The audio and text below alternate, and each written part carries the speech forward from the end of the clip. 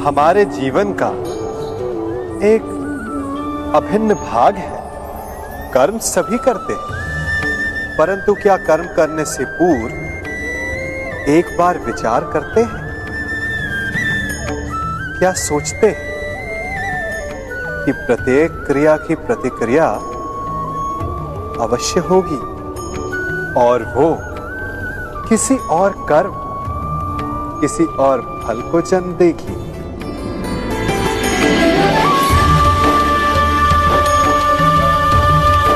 ये झूला एक बार झुलाओ तो लौटकर अवश्य आएगा। उसी प्रकार हमारे कर्म और उसके फल लौटकर आते हैं।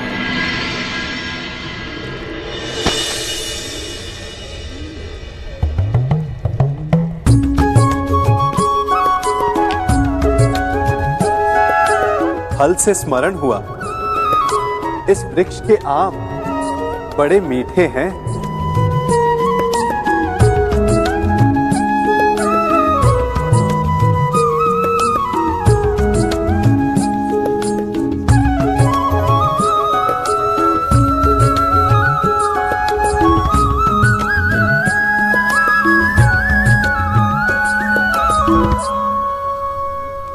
इस वृक्ष को बोने वाले ने कदाचित इसके फल खाने की इच्छा नहीं की होगी। यदि की हो भी तो आवश्यक नहीं कि उसने इसके फल खाए हों, परंतु मैं खा रहा हूं।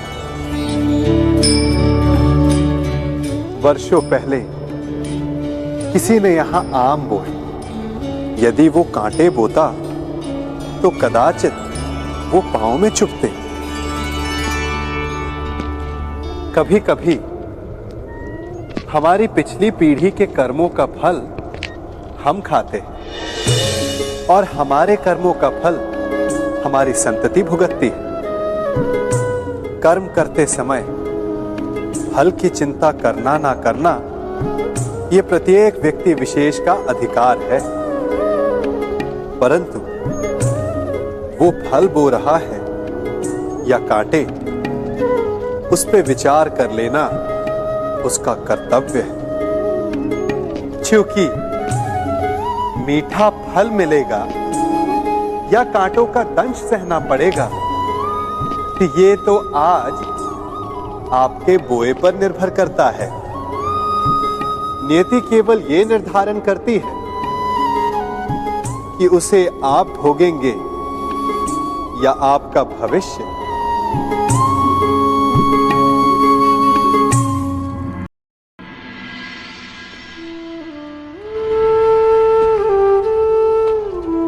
हम सबके मार्ग में कभी ना कभी दुविधा आती है और प्रत्येक दुविधा से उत्पन्न होते हैं कुछ विकल्प। ऐसे में सबसे अधिक महत्वपूर्ण हो जाता है हमारा चयन। हम कैसा भोजन चुनते हैं उससे हमारा शरीर निर्धारित होता है। हम कैसे वस्त्र चुनते हैं उससे हमारा व्यक्तित्व प्रदर्शित होता है। हम कैसे वाहन पर चढ़ते हैं उससे हमारी यात्रा की सुगमता निर्धारित होती है।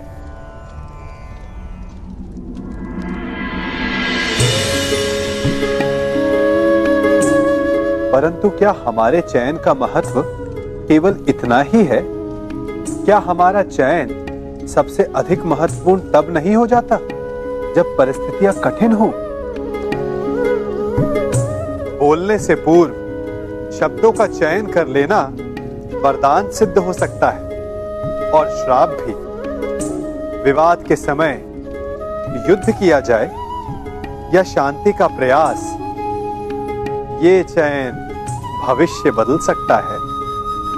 नियति हमें द्वंद्व में फंसाती है, भाग्य हमें विकल्प देता है, परंतु भविष्य चयन पर निर्भर है।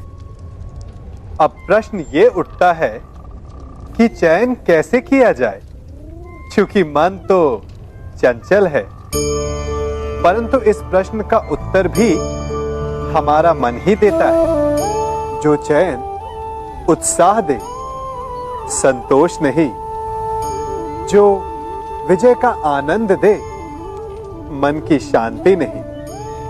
क्या वो उचित है? हां या ना? ये चैन भविष्य बदल सकता है। समय सर्वशक्तिशाली है, परंतु सत्य उससे भी अधिक बलवान।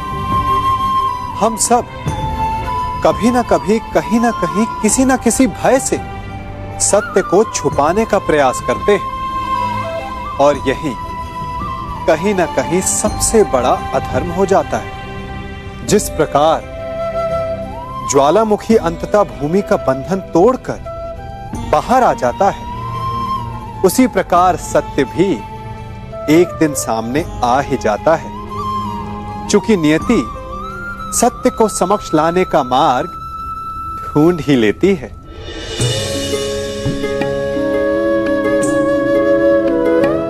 सत्य उस सूरज की भांति है जिसे असत्य के घने मेघ ढक नहीं सकते।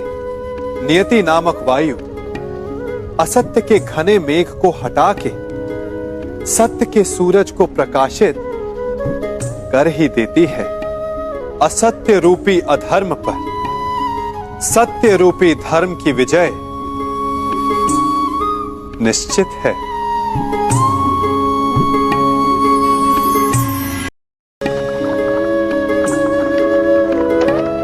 विभाजन या बंटवारा, इसे सभी एक नकारात्मक स्वरूप में देखते हैं, परंतु बंटवारा तो हर स्थान पर होता है। जैसे एक स्त्री अपने प्रेम का बंटवारा करती है अपने पति और संतान के बीच, परंतु ये नकारात्मक नहीं। मन जुड़ जाए तब भी हम अपनी वस्तुएं, अपनी संपत्ति, अपनी प्रसन्नता बांटते हैं, और मन बिखर जाए तब भी अंतर है सोच का। प्रेम में बंटवारा सहयोग कहलाता है, और शत्रुता में इसे नाम देते हैं विभाजन। प्रेम में बांटना अस्तित्व को एक करना है, और शत्रुता में विभाजन का अर्थ है सीमाएं खींचना। परंतु जिस प्रकार कभी कभी महान शांति के लिए युद्ध आवश्यक है, उसी प्रकार कभी कभी संतोष से जीने के लिए विभाजन भी आवश्यक है।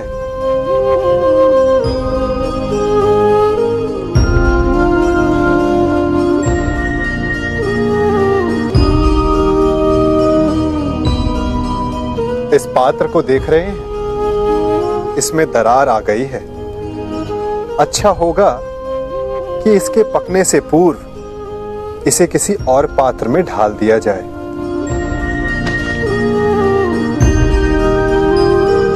अन्यथा यदि ये पक गया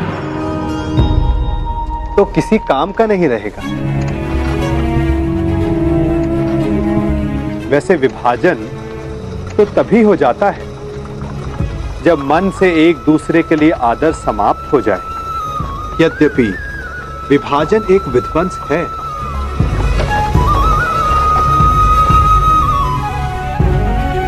परंतु नव निर्माण के लिए कभी कभी इसकी आवश्यकता होती है। कभी कुछ पाने की कामना की है, कभी अपने बालक को गोद में अटखेलियां करवाई हैं। इन सब भाव में आधार एक ही है, मोह। कुछ लोग कहते हैं कि मोह बंधन है, अवगुण है, परंतु नहीं। कोई भी भाव कभी गुण बन सकता है, कभी अवगुण। तो क्या मोह गुण हो सकता है? हाँ, यदि वो सीमा में रहे, परिवार से मोह सीमा में रहे, तो ममत्व को जन्म देता है। यदि वो सीमा से अधिक हो जाए तो वैराग्य। कारण ये है कि आवश्यकता से अधिक मोह मनुष्य को दुर्बल बना देता है और दुर्बलता नाश की ओर ले जाती है। इसीलिए समझना आवश्यक हो जाता है कि कहां रुकना है, सीमा क्या है। चूंकि जो ना रुका उसका विनाश के गर्त में जाना निश्चित है। मनुष्य है ना हम, भय तो लगेगा ही। भय धन हानि का हो या मान हानि का, आप भय को बुरा समझते हैं ना? भय हानिकारक हो सकता है परंतु लाभदायक भी।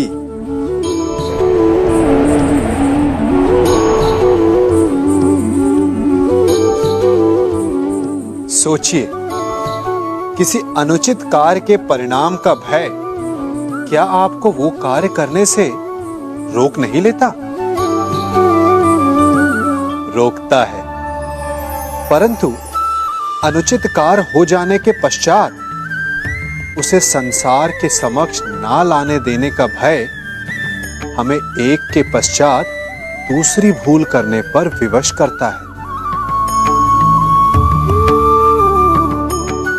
प्रयास करके हम अपना सम्मान बचा अवश्य लेते हैं, परंतु भविष्य में इसके परिणाम भयंकर सिद्ध हो सकते हैं।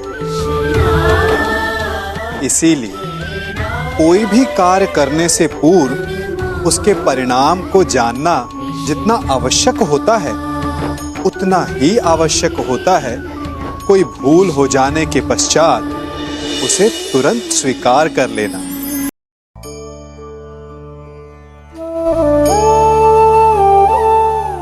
आप जिनसे प्रेम करते हैं, सदा उनके समीप रहना चाहते हैं, नहीं चाहते कि कभी अपनों से दूर होना पड़े, बिछड़ना पड़े। परंतु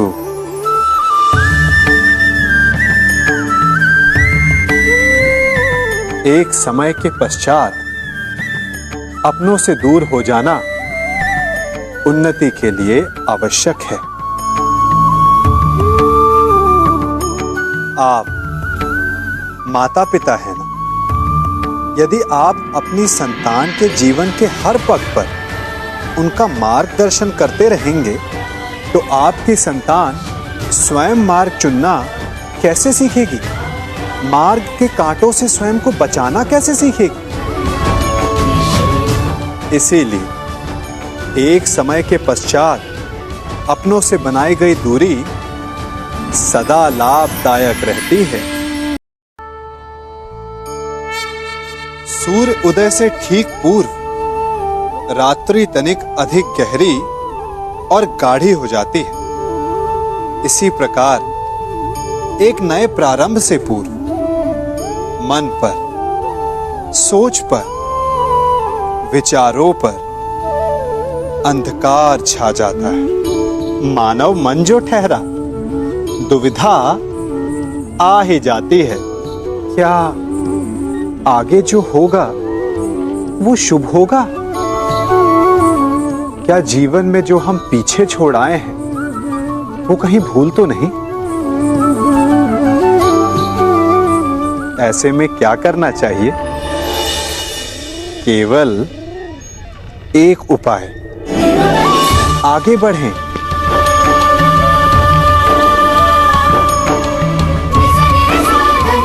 क्योंकि आगे बढ़ने के लिए हमें अपने पांव से उस धरा को ढकेलना पड़ता है जिस पर हम खड़े हैं। जहां मार्ग ना हो वहां लक्ष्य नहीं भूलना चाहिए। बस एक नया मार्ग बनाने का परिश्रम करना चाहिए। चूंकि नया मार्ग बना तो लक्ष्य मिलेगा ही, और यदि लक्ष्य नव निर्माण का हुआ तो मार्ग भी बनेगा।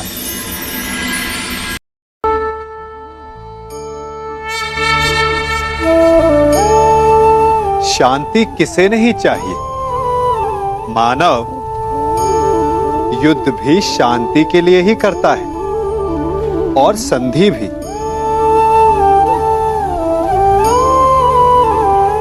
आप में से कुछ कहेंगे कि आगे बढ़ने के लिए सदा संघर्ष ठीक नहीं होता, संधि का मार्ग ठीक है। क्योंकि शक्तिशाली को परास्त करने के लिए हमारी भी शक्ति का क्षय होता है। वो शक्ति जिसे हम विकास में लगा सकते हैं। परंतु शक्तिशाली से मित्रता करने से पूर्व क्या ये जान लेना उचित नहीं कि शक्तिशाली का मंतव्य क्या है? कहीं उस संघर्ष से बचकर हम एक बड़े उत्पात को तो जन्म नहीं दे रहे। क्योंकि सर्प से मित्रता आपको शांति नहीं देती, अपितु सर्प को अवसर देती है कि भविष्य में वो आपको डस सके।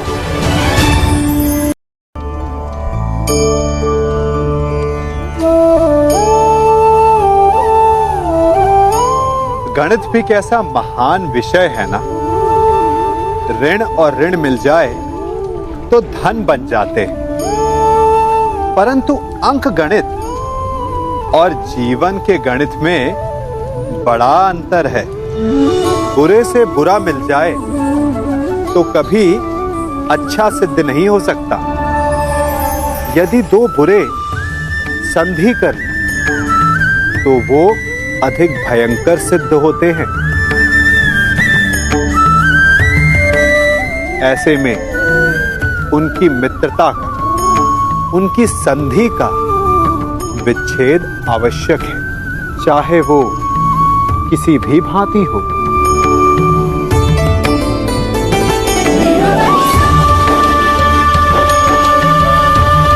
यदि खूंटा धरती में फंस जाए तो सदा खूंटे पर प्रहार नहीं करते, कभी कभी धरती को भी खोदना पड़ता है। इसीलिए श्रेष्ठ यही है कि संधि करने से पूर्व विचार कर लिया जाए। यदि परिणाम भयंकर दिखे तो उससे उसका विच्छेद कर दिया जाए। ईर्ष्या, जलन, द्वेष ये हमारे सबसे बड़े शत्रु हैं। क्यों?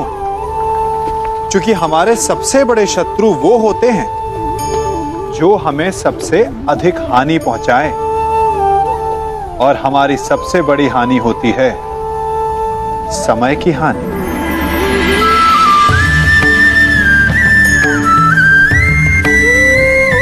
सबके पास जीवित रहने का एक सीमित समय होता है। कोई भी सदा अमर नहीं रहता। जलन और द्वेष के कारण हम जो समय अपने विकास और प्रगति में लगा सकते थे, वो समय हम उसके विषय में सोचने में लगा देते हैं, जिससे हमें ईर्ष्या है। जलन की अग्नि शत्रु से अधिक स्वयं को जलाती है, तो अपने जीवन को धुआं बना देना क्या उचित है? किसी की प्रगति को देखकर अपने मन में ईर्ष्या और जलन आने से उचित क्या ये नहीं होगा कि हमारे कारण किसी के होठों पर मुस्कुराहट आए? एक बार अपने मन से जलन को निकाल के तो देखिए, अपने आप को बहुत ऊंचा पाएंगे और समझ में आएगा कि इस ईर्ष्या के कारण हमने क्या क्या खो दिया है।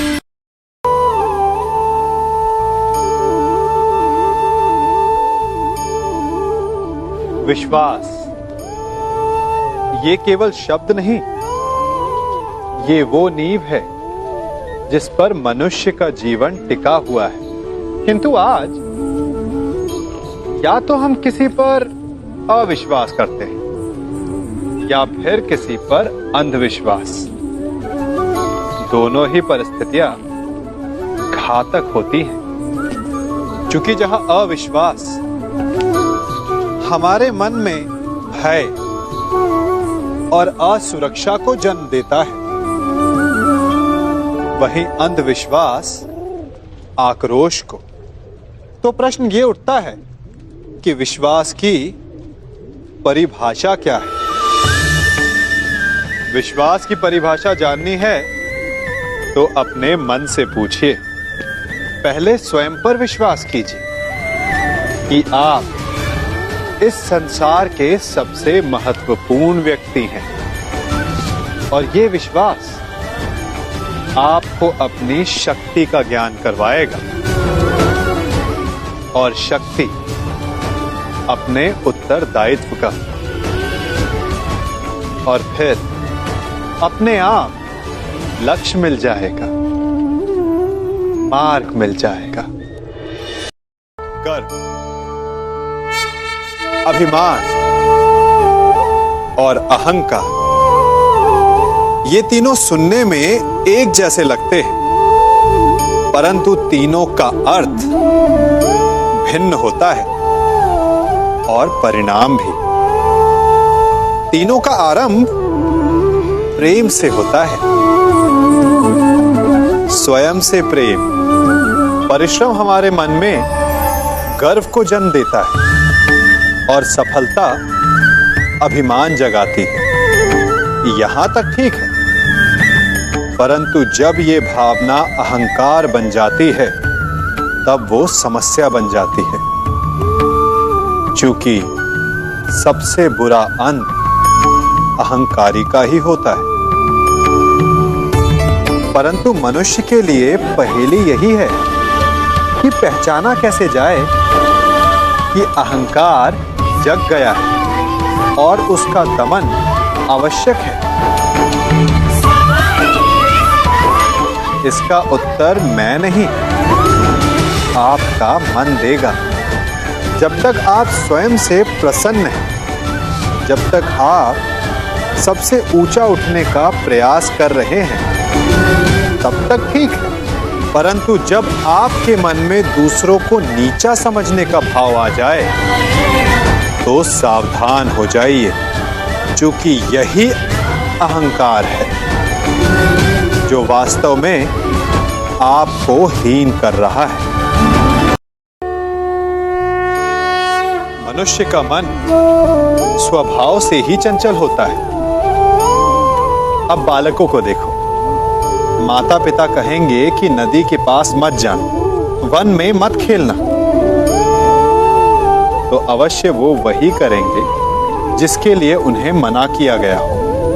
बंधन को तोड़ने का जो रोमांच है वो मनुष्य के मन को सदा ललचाता है, परंतु बंधन और मर्यादा में बड़ा अंतर है। कभी कभी बंधन तोड़ना उचित होता है, परंतु मर्यादा तोड़ना नहीं, चाहे वो प्रेम की हो, शत्रुता की हो या फिर अतिथि की हो। फिर ये प्रश्न उठता है कि मर्यादा है क्या? हमें कैसे भान हो कि किस सीमा को हमें पार नहीं करना चाहिए? जैसा व्यवहार आप किसी दूसरे से अपने लिए चाहते हैं, वास्तविकता में वही आपकी भी मर्यादा है। जो सीमा आप किसी दूसरे को पार नहीं करने देना चाहते, वही सीमा आपकी भी है।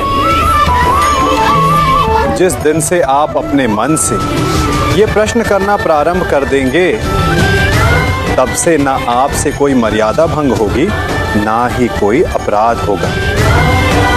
कदाचित इसीलिए कहा जाता है कि जब आपका मन नियंत्रण में हो तो आपके हृदय के साथ साथ ईश्वर आपके मन में भी वास करता है, जिससे आप अपनी मर्यादा का प्रश्न पूछोगे तो वो कभी अनुचित उत्तर नहीं देता।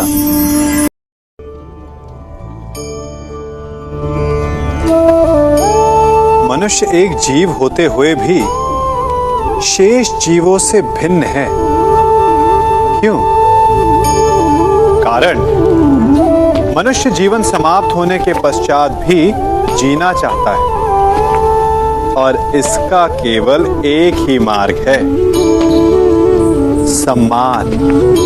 जो मनुष्य के मृत्यु के पश्चात भी जीवित रहता है, उस सम्मान को पाने के लिए मनुष्य वर्षों प्रयास और परिश्रम करता है और ऐसे में शत्रु के लिए सबसे सरल लक्ष्य बन जाता है आपका सम्मान। हम अपने शत्रु का अपमान करके उसके वर्षों से कमाए सम्मान को छिन्न भिन्न कर देना चाहते हैं, परंतु कर्म करने से पूर्व परिणाम पर एक बार विचार अवश्य कर लीजिएगा।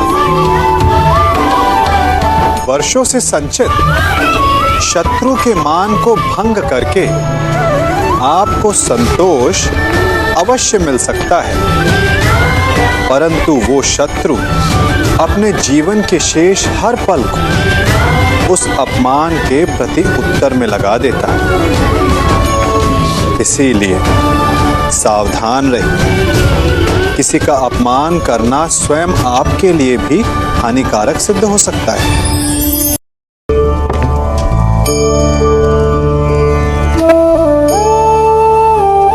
क्या कर रहा हूं मैं? इस अग्नि को शांत करने का प्रयत्न कर रहा हूं मैं, परंतु एक अग्नि दूसरी अग्नि को कभी शांत नहीं कर सकती। वो उसे और अधिक प्रज्वलित ही करती है। अपमान से जन्म लेने वाली अग्नि का प्रतिकार प्रतिशोध नहीं हो सकता, क्योंकि प्रतिशोध की अग्नि अपमान की अग्नि से अधिक प्रचंड होती है। तो उसका त्राण क्या है? उत्तर चाहिए? मैं दिखाता हूं।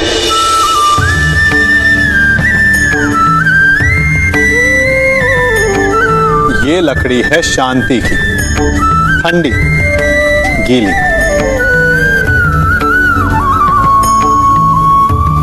अपमान की अग्नि से त्राण पाने का मार्ग प्रतिशोध नहीं, शांति है, स्वयं का विकास। अपने आप को इतना बड़ा बना लो कि आपका शत्रु आपका अपमान करने का प्रयास ही ना कर पाए। अन्यथा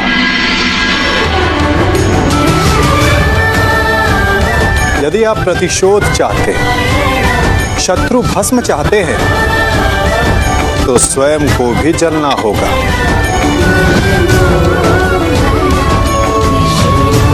क्योंकि प्रतिशोध की अग्नि स्वयं को भी जलाती है, और ऐसा आप कदापि नहीं चाहेंगे, है ना?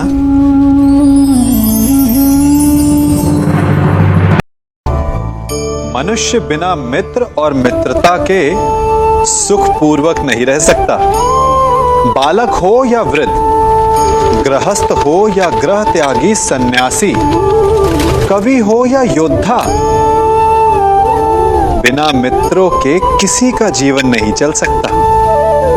यदि यह संबंध इतना आवश्यक और शक्तिशाली है, तो उसके उत्तरदायित्व भी आवश्यक हो जाते हैं। परंतु प्रश्न ये उठता है कि मित्र कौन होता है? आप कहेंगे कि मित्र वो होता है जो सदा हमारा साथ दे, हमारे सुख में आनंद मनाए, हमारे दुख में हमारा सहारा बने, हमारे विरोधियों का शत्रु हो जाए वो, यही ना? परंतु क्या वास्तविकता में मित्र की पहचान यही होती है? मित्र के लिए आवश्यक है कि आवश्यकता पड़ने पर वो आपका विरोध करे। यदि आप सच्चे मित्र हैं, यदि आपका मित्र मूर्खतावश, जानबूझकर या किसी कुचक्र में फंसकर कोई अनुचित कार्य करने जा रहा है, तो आपका कर्तव्य बनता है कि सबसे पहले आप उसे वो कार्य करने से रोकें, उसका विरोध करें। क्योंकि यदि मित्र ने कुछ अनुचित किया तो आप भी स्वयं को अपयश का भागीदार बनने से नहीं रोक पाएंगे।